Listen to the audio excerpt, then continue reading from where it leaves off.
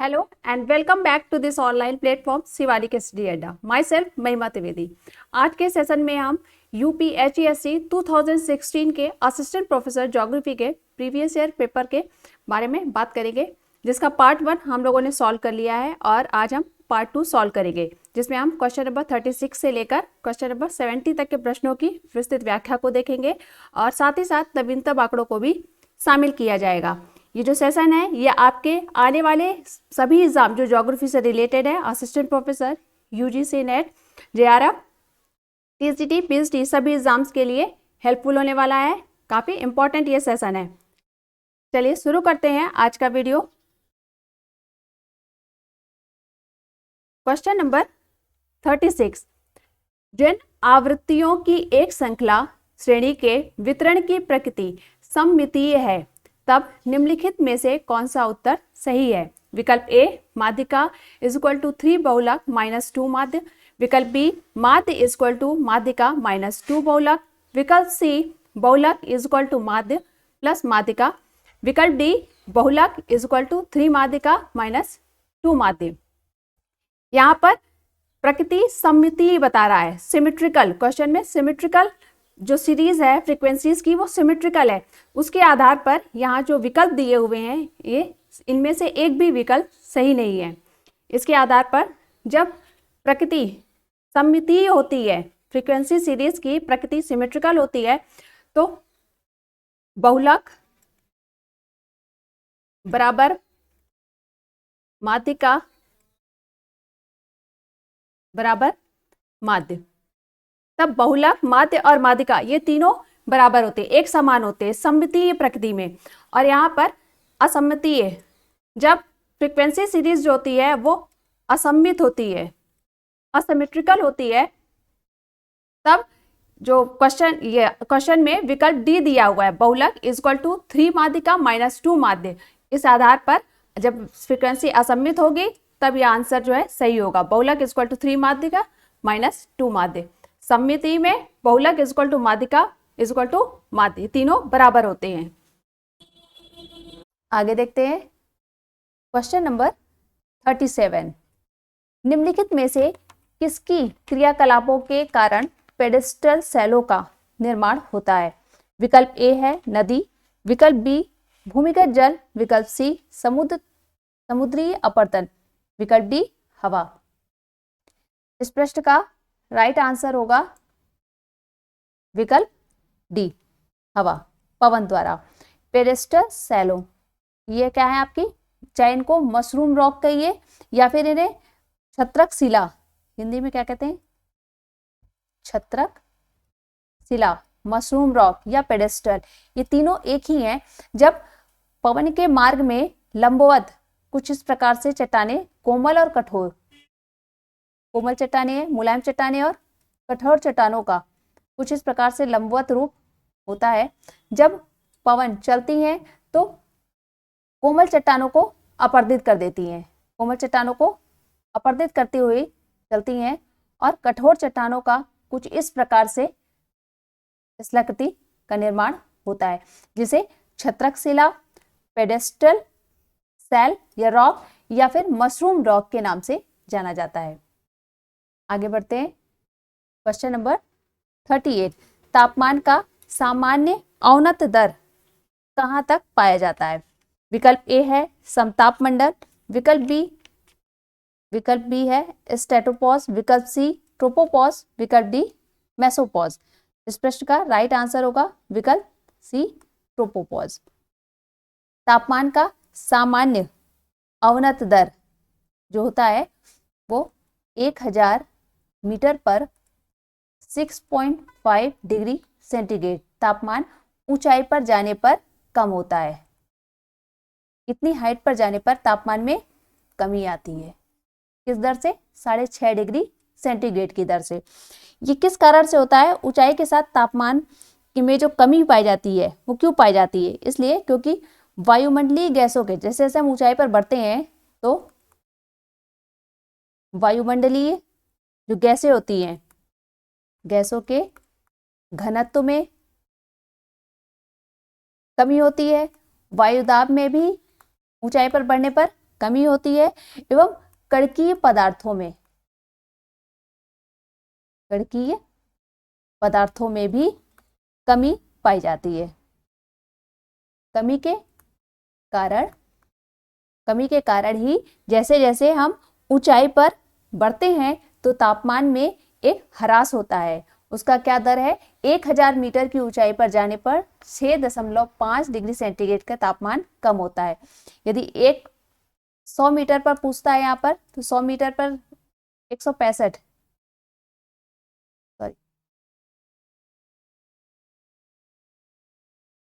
165 metre की ऊंचाई पर जाने पर 1 डिग्री सेंटीग्रेड तापमान कम होता है। आगे बढ़ते हैं, क्वेश्चन नंबर 39। क्षोभ मंडल, ट्रोपोस्फियर एवं समताप मंडल, स्ट्रेटोस्फियर का नामकरण किसने किया? विकल्प ए रदरफोर्ड, विकल्प बी है जोसेफ प्रेस्ली, विकल्प सी टीजरन्स डिबोट, विकल्प डी इनमें से कोई नहीं। इस प्रश्न का राइट आंसर विकल्प सी टीजरन्स डिबोट होगा। क्षोभ मंडल का नामकरण एवं समताप मंडल की खोज इन्होंने 1902 में की थी। दोनों का ही, क्षोभ मंडल का नामकरण किया था, नामकरण तथा समताप मंडल का की खोज की थी इन्होंने टीजरन्स डिबोट ने। जोसेफ प्रेस्ली ने ऑक्सीजन की।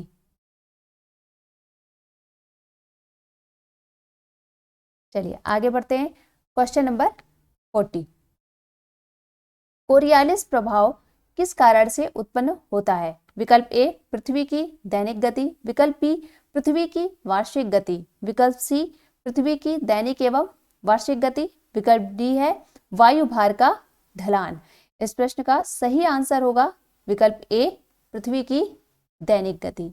कोरियालिस प्रभाव या कोरियालिस बल पृथ्वी की दैनिक गति या फिर पृथ्वी के घूर्णन के कारण उत्पन्न होता है। यह एक काल्पनिक बल है, ये कोई बल नहीं है, वास्तव में ये कोई बल नहीं है, ये एक काल्पनिक है केवल कोरियालिस बल। ये कब कैसे उत्पन्न होता है? ये पृथ्वी की दैनिक गति द्वारा। जब पृथ्वी अपनी एक्सिस पे वेस्ट टू ईस्ट मूव करती है, घूमती है, तब कोरियालिस बल या कोरियालिस प्रभाव का उत्पत्ति होती है। इस कोरियालिस बल के कारण ही नॉर्थ में जो पवनें होती हैं दाहिनी ओर, उत्तर में अपने दाईं ओर और दक्षिण में पवनें अपने बाईं ओर मुड़ जाती हैं। और इस कोरियालिस बल का प्रभाव जो है महासागरीय धाराओं की दिशा में परिवर्तन, महासागरीय धाराओं की दिशा परिवर्तन में भी इस कोरियालिस बल का प्रभाव देखने को मिलता है। नेक्स्ट क्वेश्चन है क्वेश्चन नंबर 41। कोपेन द्वारा जलवायु वर्गीकरण के वर्ग बी प्रदर्शित करता है। विकल्प ए वाष्पोत्सर्जन पूरे वर्ष में अवक्षेपण से कम होता है, विकल्प बी है वाष्पोत्सर्जन पूरे वर्ष में अवक्षेपण से अधिक होता है, विकल्प सी है वाष्पोत्सर्जन पूरे वर्ष में अवक्षेपण के बराबर होता है, विकल्प बी है अतिरिक्त जल स्थितियां होती हैं। इस प्रश्न का राइट आंसर है विकल्प बी वाष्पोत्सर्जन पूरे वर्ष में अवक्षेपण से अधिक होता है। अवक्षेपण का तात्पर्य यहाँ पर वर्षण से लिया गया है, वर्षण है वर्षा से। यहाँ पर बी जो है ये ज़ेरोफाइट्स जलवायु को दिखाता है, जिसमें शुष्क और अर्ध शुष्क जलवायु को शामिल किया जाता है, जहां पर वाष्पोत्सर्जन पूरे वर्ष में अवक्षेपण वर्षा से अधिक होता है। आगे बढ़ते हैं, क्वेश्चन नंबर 42। जीटी तिवार्था के अनुसार 100% सौर विकिरण में से कितना प्रतिशत वायुमंडल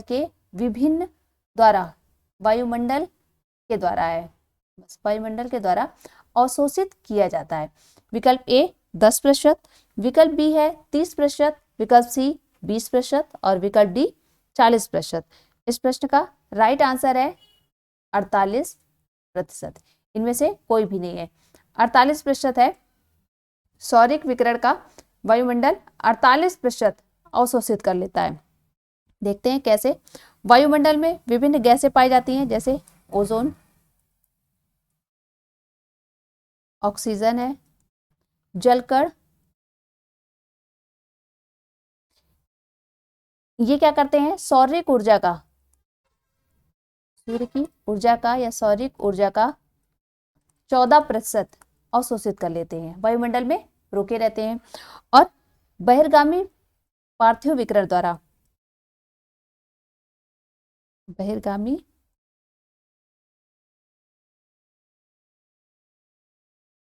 पार्थिव विकिरण द्वारा जो प्राप्त होता है वो 34% होता है सौर्यिक ऊर्जा। 34% बहिर्गामी पार्थिव विकिरण द्वारा और 14% इन गैसों द्वारा जो वायुमंडल में रोक लिया जाता है, अवशोषित कर लिया जाता है। इनको जब आप टोटल करेंगे तो हो जाएगा 48%। तो ये 48%, 48% जो सौर्यिक ऊर्जा का भाग है वो वायुमंडल के द्वारा अवशोषित कर लिया जाता है। आगे देख लेते हैं क्वेश्चन नंबर 43। पंजाब, हरियाणा तथा पश्चिमी उत्तर प्रदेश में शीत ऋतु में हल्की वर्षा किस कारण से होती है? विकल्प ए उष्ण कटिबंधीय चक्रवात, विकल्प बी पश्चिमी विक्षोभ, विकल्प सी है लौटते हुए मानसून, विकल्प डी अरब सागर मानसून। इस प्रश्न का राइट आंसर होगा विकल्प बी पश्चिमी विक्षोभ। पश्चिमी विक्षोभ के द्वारा यहाँ पर बोल रहा है पंजाब, हरियाणा और पश्चिमी उत्तर प्रदेश में मुख्य रूप से शीत ऋतु में। तो उष्णकटिबंधीय चक्रवात में शीत ऋतु में वर्षा होती नहीं है।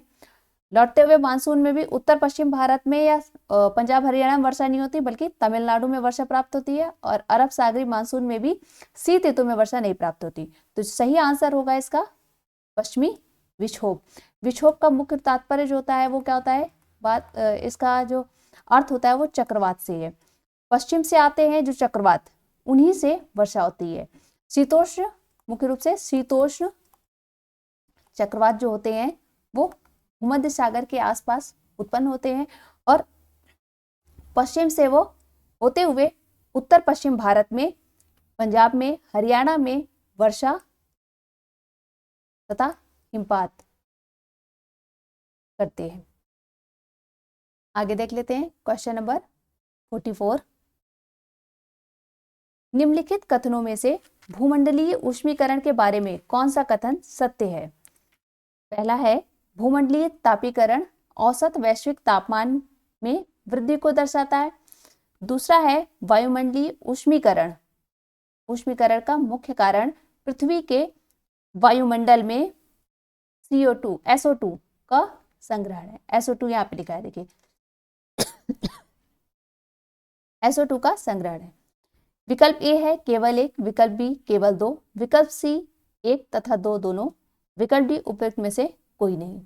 इस प्रश्न का सही आंसर है विकल्प ए केवल एक। यहाँ पर पूछा कथन सत्य है, तो केवल एक कथन जो है वो सत्य है। देखिए यहाँ पर भूमंडलीय तापीकरण जो वैश्विक ऊष्मन है, ग्लोबल वार्मिंग है, वो वैश्विक तापमान में वृद्धि को दर्शाता है।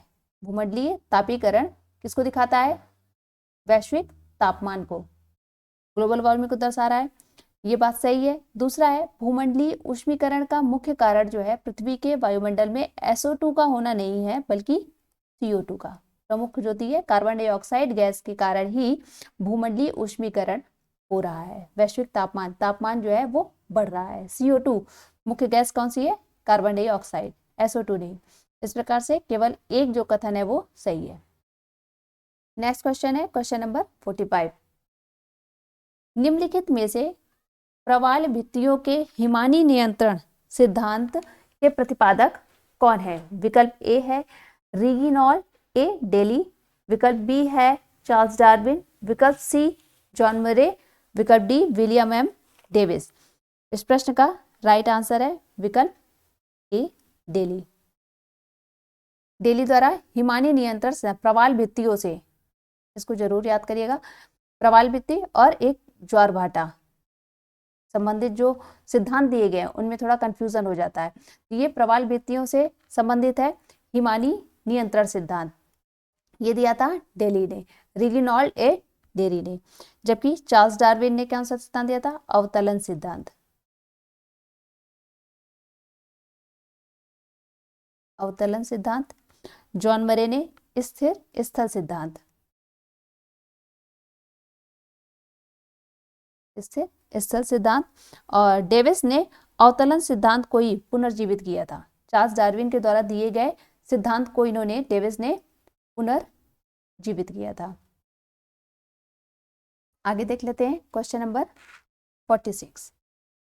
निम्नलिखित उस में टूना प्रधान कौन से हैं? विकल्प ए टेरापोड, विकल्प बी रेडियोलेरियन, विकल्प सी डायटम, विकल्प डी ग्लोबिजरीना। इस प्रश्न का राइट आंसर है टेरापोड और ग्लोबिजरीना। देखिए यहाँ पर कूट दिया हुआ था, जो टाइप नहीं हुआ है, कूट है, तो यहाँ पर जो सही आंसर है वो ए और डी है, दोनों। टेरापोड और ग्लोबिजरीना ऊस जो है ये टूना प्रधान है, जबकि रेडियोलेरियन और डायटम ये जो है ये सिलिका प्रधान ऊस है। सिलिका प्रधान ऊस रेडियोलेरियन, डायटम। चलिए आगे देखते हैं क्वेश्चन नंबर 47। निम्नलिखित में से किस सागर में 37 से 41 के मध्य लवणता की मात्रा पाई जाती है? लवणता प्रतिशत में नहीं, ये साइन होता है, उसको प्रतिशत नहीं कहते हैं। मध्य लवणता की पाई जाती है। विकल्प ए है लाल सागर, विकल्प बी फारस की खाड़ी, विकल्प सी उत्तरी सागर, विकल्प डी है बोथनिया की खाड़ी। बोथनिया। यहाँ पर प्रश्न क्या पूछ रहा है? किस सागर में लवणता अधिक पाई जाती है ना। विकल्प ए इसका सही होगा, लाल सागर। लाल सागर में 37 से लेकर 41 जो है इनके मध्य लवणता पाई जाती है। ये अधिक लवणता के अंतर्गत शामिल किया जाता है लाल सागर। और सामान्य लवणता में, अधिक लवणता में ही आपका फारस की खाड़ी भी आएगी और उत्तरी सागर भी आएगा। नहीं, उत्तरी सागर जो है ये सामान्य से कम लवणता में आता है। यहाँ पर सामान्य से कम लवणता पाई जाती है उत्तरी सागर में, और जबकि बोस्निया में है इसमें बहुत कम लवणता पाई जाती है। उच्च लवणता में लाल सागर और फारस की खाड़ी दोनों ही है। आगे देख लेते हैं क्वेश्चन नंबर 48। प्रगतिशील तरंग सिद्धांत संबंधित है। विकल्प ए पृथ्वी की उत्पत्ति, विकल्प बी प्रवाल भित्तियों की उत्पत्ति, विकल्प सी है ज्वार भाटा की उत्पत्ति, विकल्प डी भूकंपीय लहरों की उत्पत्ति। इस प्रश्न का राइट आंसर होगा विकल्प सी, ज्वार भाटा की उत्पत्ति से संबंधित है। प्रगतिशील तरंग सिद्धांत, जिसको विलियम वेवेल ने दिया था।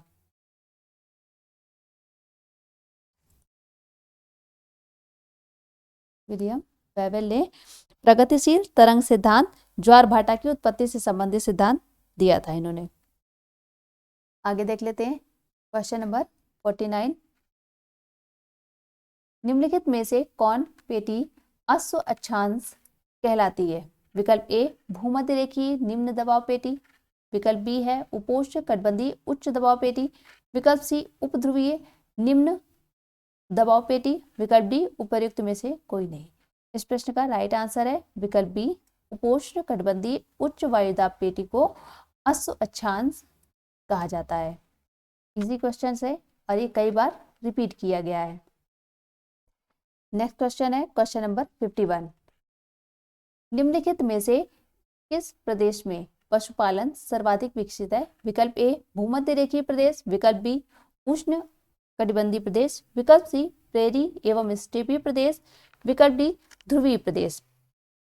इस प्रश्न का राइट आंसर है विकल्प सी, विकल्प सी प्रेरी एवं स्टेपीज। प्रेरी एवं स्टेपीज जो है वो व्यापारिक रूप से पशुपालन के लिए सर्वाधिक विकसित है, विश्वविख्यात है, क्योंकि यहाँ पर आदर्श दशाएं पाई जाती हैं। जैसे यहाँ पर विस्तृत चारागाह है,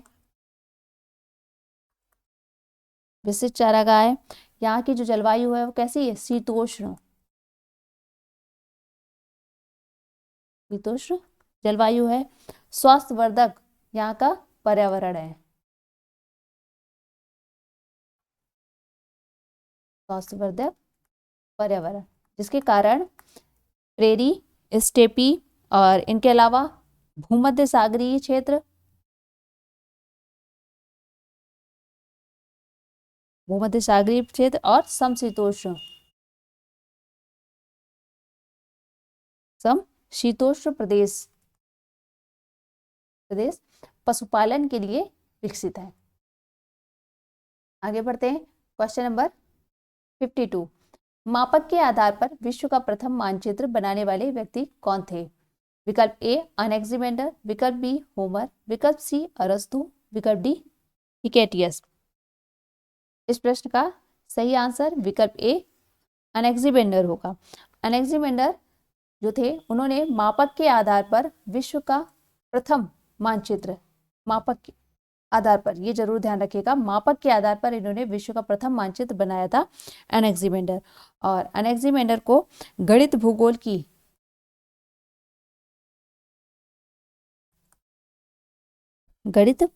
की स्थापना, इन्होंने गणित भूगोल की स्थापना भी की थी, इन्हें गणित भूगोल के स्थापक माना जाता है, किया था इन्होंने अनेक्सिमेंडर ने। आगे देख लेते हैं question number 53, the guide to geography पुस्तक किसके द्वारा लिखी गई है? इंपॉर्टेंट है, जितनी भी पुस्तक दी हुई है ये थॉट से रिलेटेड है। विकल्प ए हम्बोल्ट, विकल्प बी टॉलबी, विकल्प सी हेरोडोटस, विकल्प डी रिटर। इस प्रश्न का राइट आंसर है विकल्प बी टॉलमी।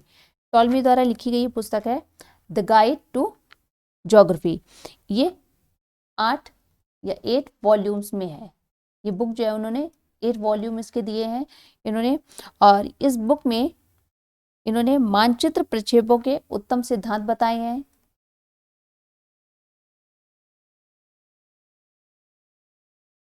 प्रक्षेपों के उत्तम सिद्धांत, देखिए केवल बुक रट लेने ही से काम नहीं चलेगा कि द गाइड टू ज्योग्राफी किसकी है, केवल टॉलमी की। कभी कभी क्या होता है कि बुक के अंदर का मैटर दे देता है कि ये किस बुक में किसने लिखा था, किसने दिया है, किसकी बुक में ये लिखा हुआ है, किस सिद्धांत को उन्होंने दिया था। तो इसलिए 2-4 लाइंस ये भी पता होनी चाहिए कि उनकी बुक में उनकी बुक जो है किस लिए जानी जाती है, उन्होंने उसमें क्या वर्णन किया है, किस चीज का वर्णन किया है। तो उन्होंने मानचित्र प्रक्षेपों के उत्तम सिद्धांत दिए हैं इसमें, तथा प्रत्येक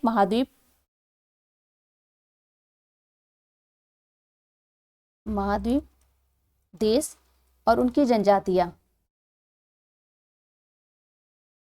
जनजातियों का वर्णन इन्होंने इस बुक में किया है, का वर्णन संक्षिप्त रूप में दिया है इन्होंने। आगे देख लेते हैं क्वेश्चन नंबर 54, हार्टसोन के अनुसार आधुनिक भूगोल के विषय क्षेत्र एवं विधि पर इसके अग्रणी कथन ने भविष्य के लिए भौगोलिक चिंतन की दिशा निर्धारित की? विकल्प ए रिस्थोपेन, विकल्प बी हैटनर, विकल्प सी है जर्लैंड, विकल्प डी गुआर्ट। इस प्रश्न का राइट आंसर विकल्प ए रिस्थोपेन। रिस्थोपेन महोदय ने उनके अनुसार आधुनिक भूगोल, हार्टसोन के अनुसार आधुनिक भूगोल के विषय क्षेत्र एवं विधि पर रिस्थोपेन ने भविष्य के लिए भौगोलिक चिंतन की दिशा को निर्धारित किया था। रिस्थोपेन ने, ये एक जर्मन भूगोलवेत्ता थे। आगे बढ़ते हैं क्वेश्चन नंबर 55, लेवेंस-राम की संकल्पना किसके द्वारा प्रस्तुत की गई? विकल्प ए विडाल डी लाप्लास, विकल्प बी स्टैबो, विकल्प सी रैडजेल, विकल्प डी रिटर। इस प्रश्न का सही आंसर विकल्प सी रेडजेल। रेडजेल ने लेवेंस-राम की संकल्पना का प्रतिपादन किया था, यह प्रस्तुत किया था उन्होंने। लेवेंस-राम क्या होता है, उस भौगोलिक क्षेत्र को इन्होंने कहा, लेवेंस-राम उस भौगोलिक क्षेत्र को कहा जिसके अंतर्गत जीव का विकास होता है, जिसके अंतर्गत जीवों का विकास होता है। इसे संक्षेप में रहने के लिए स्थान कहा जाता है। लेवेंस-राम को ही संक्षेप में रहने के लिए स्थान भी कहा जाता है। आगे देख लेते हैं क्वेश्चन नंबर 56, निम्नलिखित में से कौन सी रैडजेल की एक महत्वपूर्ण पुस्तक है? विकल्प ए सिस्टमेटिक ज्योग्राफी, विकल्प बी इन्फ्लुएंस और एनवायरनमेंट, विकल्प सी फिजिकल ज्योग्राफी, विकल्प डी एंथ्रोपोजियोग्राफी। इस प्रश्न का राइट आंसर विकल्प डी एंथ्रोपोजियोग्राफी। एंथ्रोपोजियोग्राफी जो है ये रैडजेल महोदय की है, प्रमुख पुस्तक है। इसके अलावा इन्होंने राजनीतिक भूगोल नामक पुस्तक भी लिखी है, राजनीतिक भूगोल। राजनीतिक भूगोल इन्होंने 1897 में 1897 में लिखी थी। और एंथ्रोपोजियोग्राफी जो है इनकी बुक 1872 के आसपास आई थी। इनके एंथ्रोपोजियोग्राफी के 2 वॉल्यूम थे इनके। फर्स्ट वॉल्यूम में इन्होंने क्या बताया था, मानव व पृथ्वी के संबंधों की। फर्स्ट वॉल्यूम में इन्होंने मानव और पृथ्वी के संबंधों का वर्णन किया था, संबंधों का वर्णन किया था पहले वॉल्यूम में। और दूसरे वॉल्यूम में इन्होंने ये एंथ्रोपोजियोग्राफी का बता रहे हैं कि उनकी ये जो बुक थी ये 2 वॉल्यूम में आई थी। पहले वॉल्यूम में उन्होंने मानव पृथ्वी एवं पृथ्वी के संबंधों का वर्णन किया था, और दूसरे वॉल्यूम में इन्होंने मानव का पर्यावरण प्रभाव, मानव का पर्यावरण पर प्रभाव की विवेचना की थी इन्होंने। और दूसरी पुस्तक है जो ये भी इंपॉर्टेंट है इनकी, राजनीतिक भूगोल। राजनीतिक भूगोल में इन्होंने राज्य को एक जीव की भांति विकसित बताया है। राज्य की तुलना इसमें इन्होंने जीव की तरह की थी। सॉरी,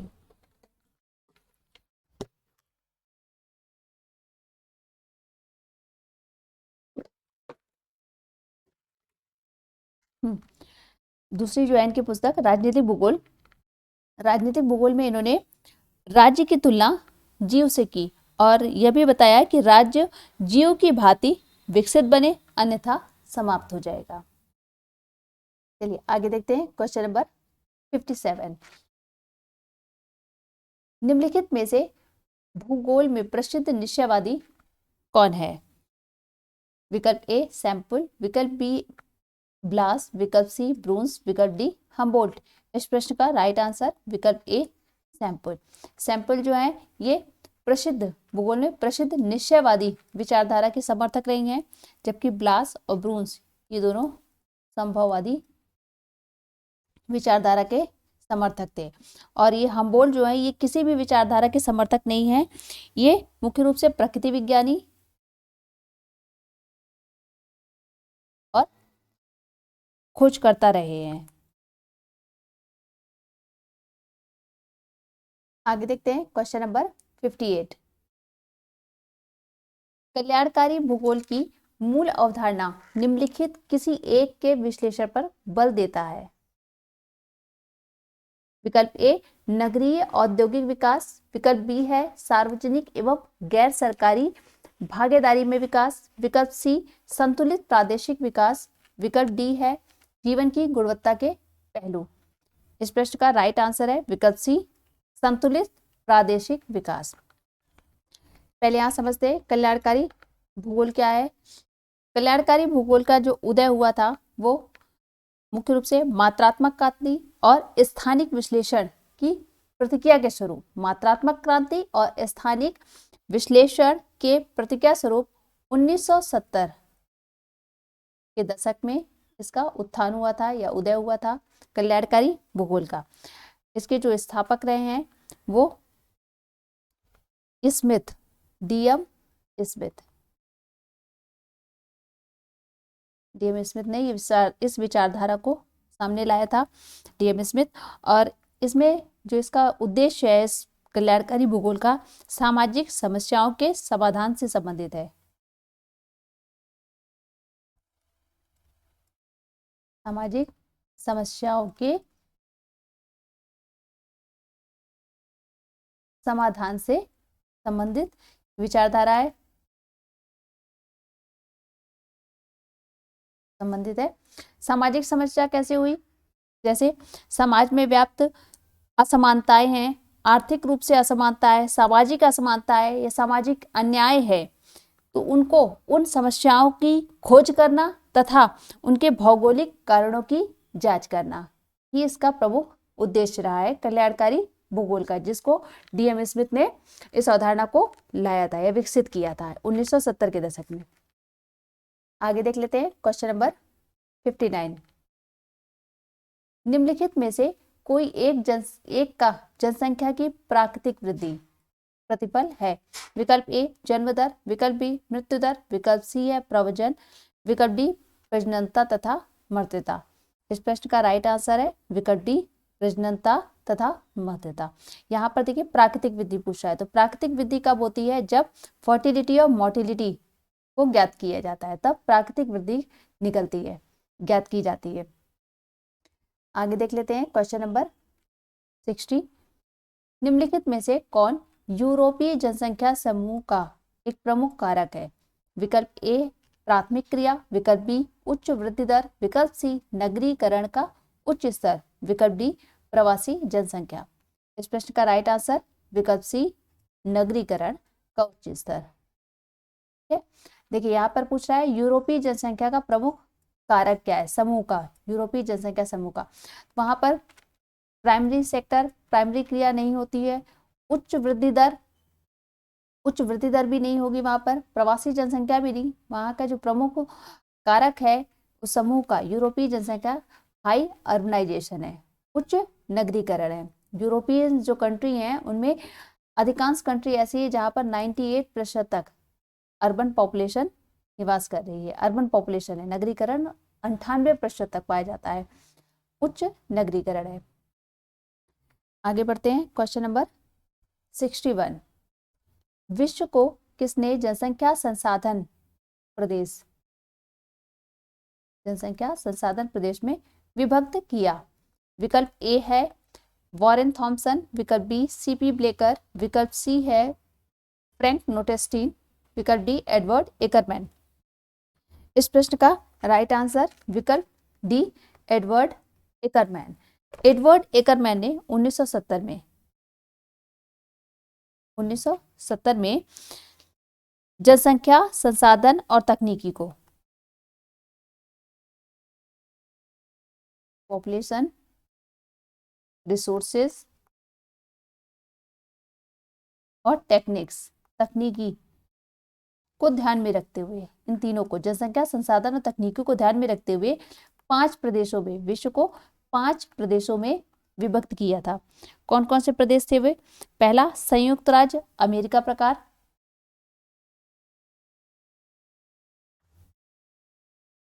संयुक्त राज्य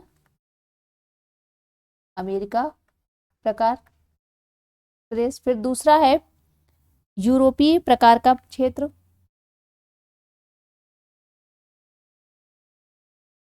यूरोपीय प्रकार का क्षेत्र। तीसरा इन्होंने दिया था ब्राजील प्रकार का क्षेत्र,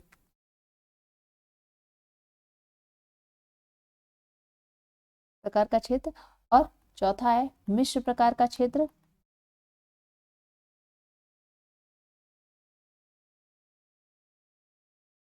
पांचवा है आर्कटिक प्रकार का क्षेत्र।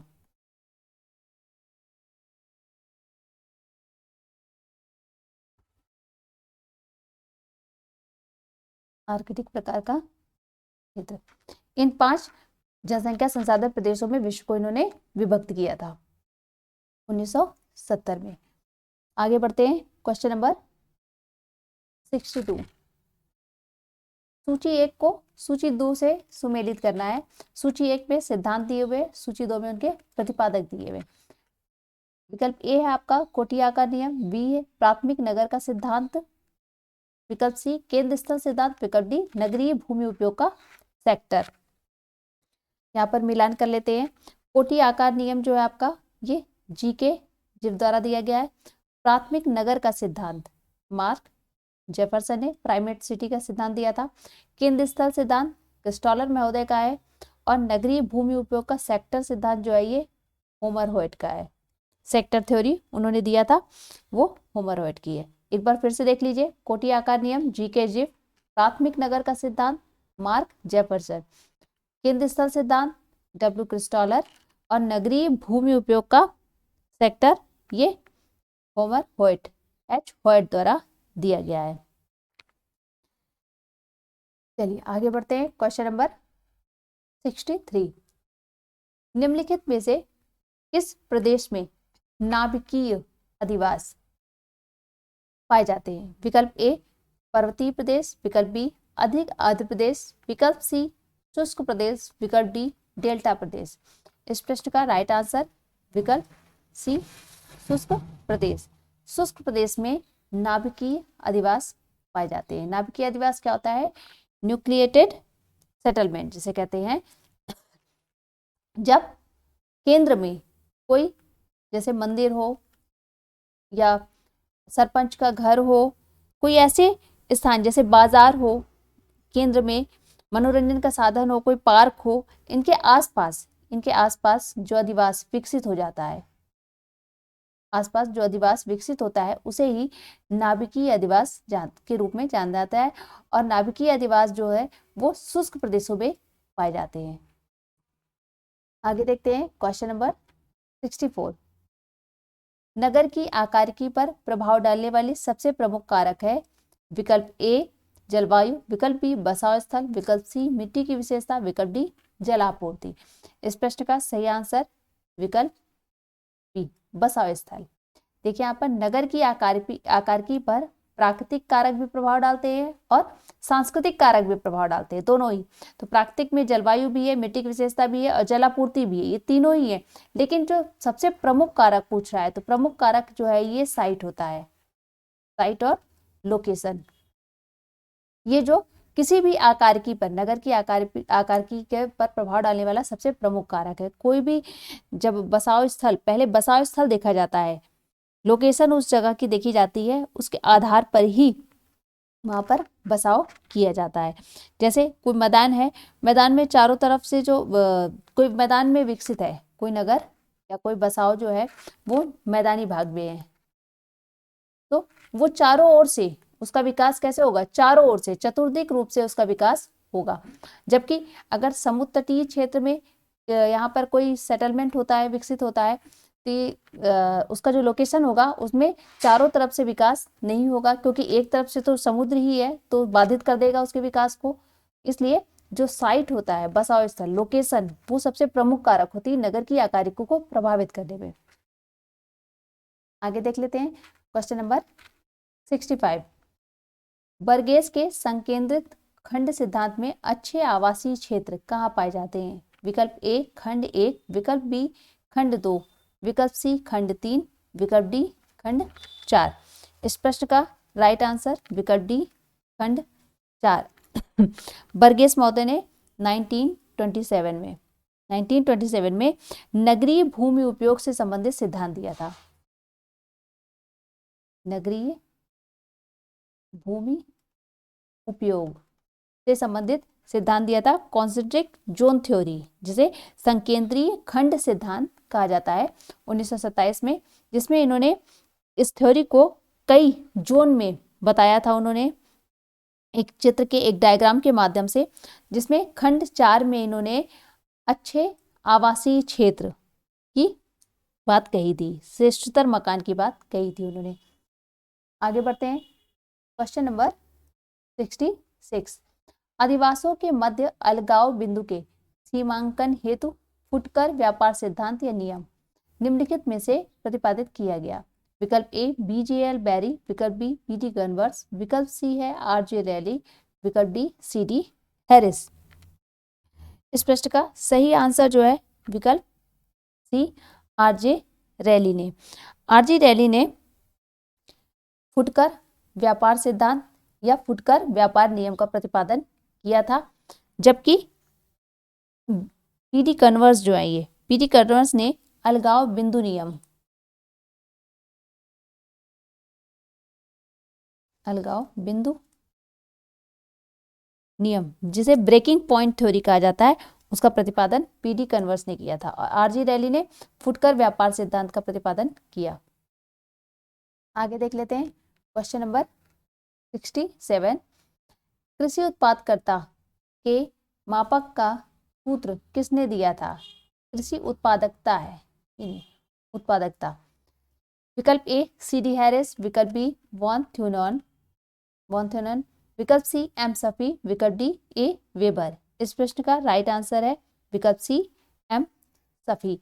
एग्रीकल्चर प्रोडक्टिविटी के मापन के जो सूत्र थे उसमें सबसे प्रमुख जो था सफी महोदय का था। सफी ने दिया था index of productivity, index of productivity, ये इनका मापन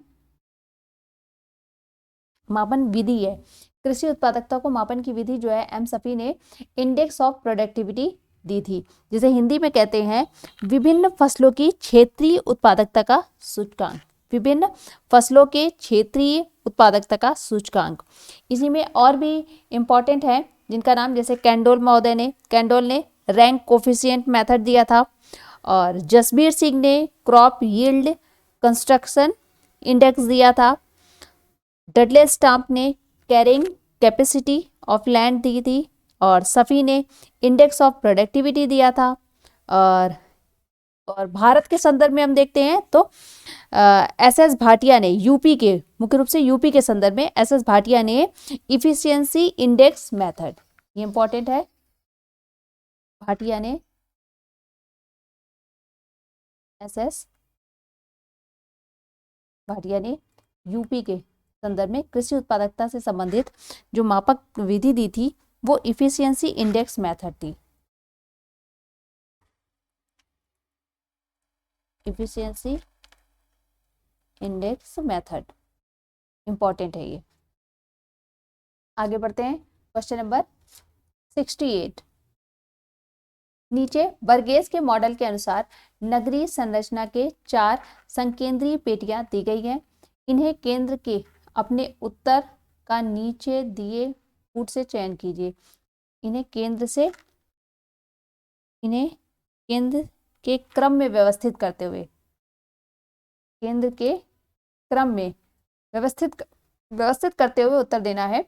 यहाँ पे मतलब डिसऑर्डर में दी हुई है, उनको ऑर्डर में लगाना है। उन्होंने जितनी पेटियां बताई थी अपनी संकेंद्रीय पेटियां, पहला है यहाँ पर स्वतंत्र कर्मियों का निवास क्षेत्र, दूसरा नगर को अभिगमन करने वालों की पेटी, तीसरा है केंद्रीय व्यापारिक क्षेत्र, और चौथा श्रेष्ठ आवासीय क्षेत्र।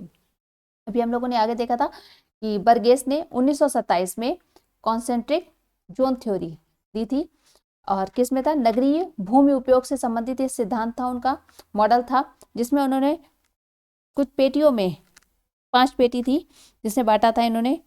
देखिए पहला जो था, पहली पेटी थी वो CBD, इन्होंने सेंट्रल बिजनेस डिस्ट्रिक्ट को बताया था। दूसरी पेटी में इन्होंने संक्रमण पेटी कहा, इनको संक्रमण पेटी। तीसरी पेटी जो थी वो इनकी श्रमिक लोगों के मकान से संबंधित है,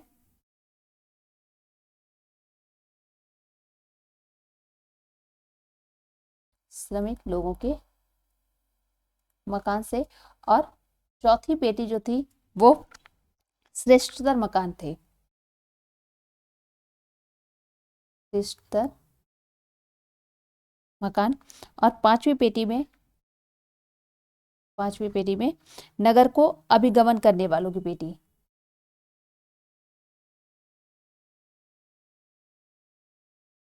अभिगमन करने वालों की पेटी। देखिए 5 पेटी में उन्होंने बांटा था इस अपने मॉडल को। CBD सबसे पहली पेटी जो थी सेंट्रल बिजनेस डिस्ट्रिक्ट को दर्शाती थी, दूसरी संक्रमण पेटी, तीसरी श्रमिक लोगों के मकान की, और चौथी जो थी श्रेष्ठतर मकान से संबंधित थी, और पांचवी जो नगर को अभिगमन करने वालों की पेटी थी। तो अभी जब हम पिछले उसमें क्वेश्चन में देखे तो वहां पर पूछा था श्रेष्ठतर मकान ना, तो वो चौथी पेटी में आता था। यहाँ पर क्या करना है, इसको अरेंज करना है। तो यहाँ पर जो नंबरिंग होगी यहाँ पर नहीं दिया है, यहाँ पर टाइप नहीं हुआ है, इसको आपको क्रम में लगाना है। तो पहली 3 के बाद जो है वो श्रेष्ठतर मकान वाली है, स्वतंत्र कर्मियों का निवास क्षेत्र, 3 के पास 1, फिर उसके बाद है 4, और फिर 2, बीच में एक पेटी नहीं दिया है यहाँ पे, संक्रमण पेटी जो है। तो पहले 3 है, CBD आती है, फिर उसके बाद 1 स्वतंत्र कर्मियों की श्रमिक लोगों का मकान है, फिर 4 है श्रेष्ठ आवासीय क्षेत्र, फिर 2 है नगर को अभिगमन करने वालों की पेटी। ये क्रम से लग गया 3, 1, 4, 2। आगे देख लेते हैं क्वेश्चन नंबर 69। सस्य संयोजन प्रदेशों के निर्धारण की वीवर की तकनीकी के बाद किस विद्वान द्वारा सुधार किया जिसने विचलन ज्ञात करने हेतु के स्थान पर किस चीज का सुझाव दिया। मतलब यहाँ पे कह रहा है क्वेश्चन, जो वीवर ने सस्य संयोजन से संबंधित वीवर ने विचलन विधि का प्रयोग किया था, उसके स्थान पर किस विद्वान ने इसमें सुधार किया और क्या दिया था उन्होंने। तो विकल्प ए है J.L. बक, विकल्प बी कीकू काजू दोई, विकल्प सी S.M. रफीकुल्लाह और विकल्प डी है L.D. स्टम। तो इस प्रश्न का राइट आंसर है विकल्प बी कीकू काजू दोई। कीकू काजू दोई ने 1959 में 1959 में वीवर द्वारा दी गए सस्य संयोजन प्रदेशों की जो तकनीकी थी, वीवर द्वारा जो विचलन तकनीकी दी थी इन्होंने इसको संशोधित किया और संशोधित करके इन्होंने जापान की औद्योगिक, इनका जो एरिया था वो कौन सा था, कार्य का जापान था। ये याद रखिए, कभी कभी इनका कार्य क्षेत्र भी पूछ लिया जाता है, किस क्षेत्र पर इन्होंने अपना सिद्धांत दिया या कार्य किया है। इन्होंने जापान की औद्योगिक संरचना ज्ञात करने के लिए यूज किया था विचलन विधि और वीवर की तकनीकी को संशोधित किया था। कब किया था? 1959 में। आगे देखते हैं क्वेश्चन नंबर 70। क्वेश्चन क्या है, निम्नलिखित में से कौन सा एक स्वतंत्र उद्योग है? फूटलूस इंडस्ट्री, जिसे कहते हैं फूटलूस इंडस्ट्री। विकल्प ए लौह एवं इस्पात उद्योग, विकल्प बी ऑटोमोबाइल उद्योग, विकल्प सी सीमेंट उद्योग, विकल्प डी सूती वस्त्र उद्योग। इस प्रश्न का राइट आंसर है विकल्प बी ऑटोमोबाइल उद्योग। फूटलूस इंडस्ट्रीज होता क्या है? स्वतंत्र उद्योग, ऐसे उद्योग जिनमें किसी भी स्थान का कोई बाउंडेशन नहीं होता। मुख्य रूप से इन्हें किसी भी स्थान पर स्थापित किया जा सकता है।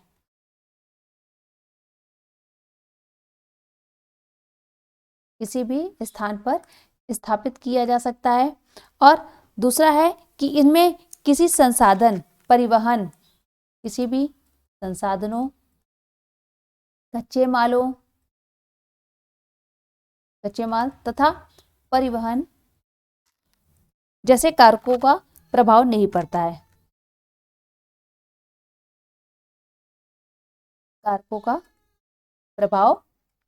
है। तो ऐसे उद्योग कहीं भी स्थापित किए जा सकते हैं। जैसे इसमें आता है आपका ऑटोमोबाइल्स हो गया, और होजरी उद्योग भी इसी में आता है आपका, फुटलूस में ही। कंप्यूटर उद्योग, मोबाइल उद्योग,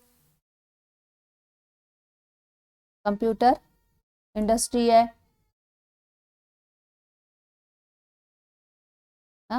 और मोबाइल से रिलेटेड है जो इंडस्ट्रीज। ऑटोमोबाइल उद्योग हो गया, होजरी उद्योग हो गया, ये फुटलूस इंडस्ट्री में शामिल किए जाते हैं। आज का वीडियो यही समाप्त करते हैं। उम्मीद है आपको वीडियो पसंद आ रही हो, और यदि अभी तक आप लोगों ने चैनल को सब्सक्राइब नहीं किया है तो चैनल को भी सब्सक्राइब कर दीजिए, और साथ ही साथ वीडियो को ज़्यादा से ज़्यादा लाइक शेयर कर दें। मिलते हैं नेक्स्ट वीडियो में, तब तक के लिए बहुत बहुत धन्यवाद।